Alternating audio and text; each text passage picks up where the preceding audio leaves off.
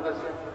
হযরত ইলিয়াস সাহেব রহমতুল্লাহ আলাইহি কথা বলতেন যে যদি উলামায়ে কেরাম তোমাদের এই কাজকে শুধুমাত্র সমর্থন করেন যে ভালো কাজ করো ভাই, এটুকু কথাও যদি উলামায়ে কেরাম বলে দেন তো উলামায়ে কেরামের ইহসান যেন,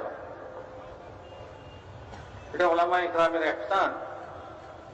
আজ এখানে এ কথার কোন প্রশ্নই আসতে পারে না যে উলামায়ে কেরাম তাবলীগ বুঝেন না। কাজে উলামায়ে কেরামের এই তাবলীগের মেহনতের কোনো প্রয়োজন নাই, আমরাই তো তাবলীগ করি।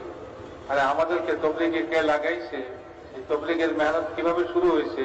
আমার আগে এক মাওলানা সাহেব কথা বলছেন যে তাবলীগের 6 উসুল থেকে আসলো। এটা কি ইঞ্জিনিয়ারিং বই থেকে আসছে না কোনো ডাক্তারি বই থেকে আসছে? আর এই 6 নম্বর 6 উসুল তো